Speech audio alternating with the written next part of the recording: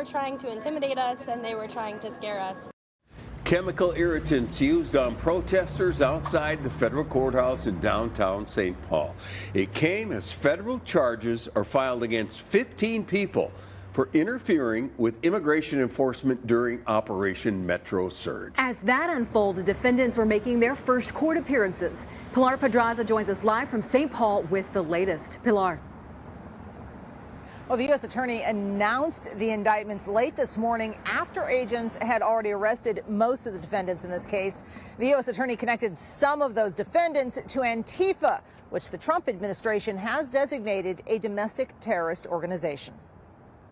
It's politically motivated. That's what the defense attorney for one of the 15 Minnesotans indicted Tuesday morning had to say about the federal conspiracy charges and other crimes related to anti-ICE protests during Operation Metro Surge. Seeks to disrupt the execution of federal law, endanger law enforcement, and importantly, endanger the very communities that these defendants falsely claim to be protecting. According to the formal indictment, prosecutors accuse the defendants of using encrypted chat apps like Signal Messenger, as well as social media, to coordinate their activities, stalking ICE agents, and creating both hard and soft blockades to obstruct federal immigration enforcement operations, as well as de-arresting people already in custody. This is a fascist prosecution. People are being prosecuted for peaceful political dissent. Defense attorney Jordan Kushner is also defending some of the accused. He believes the charges won't stand, and in court called the prosecution politically motivated. Most of our clients have never been in trouble with the law before.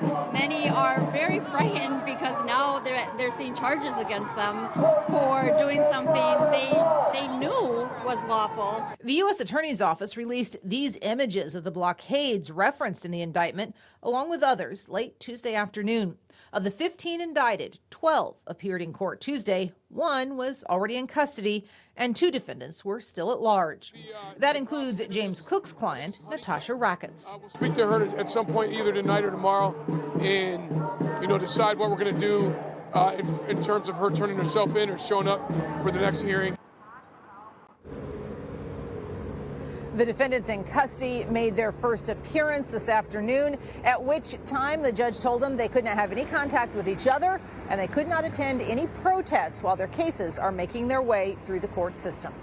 Live from St. Paul, Pilar Pedraza, 5 Eyewitness News. Thank you, Pilar. And again, 2 defendants still on the run tonight, haven't been arrested. We're going to be following this, and you can see the full announcement from federal prosecutors today with this story right now in our KSTP app.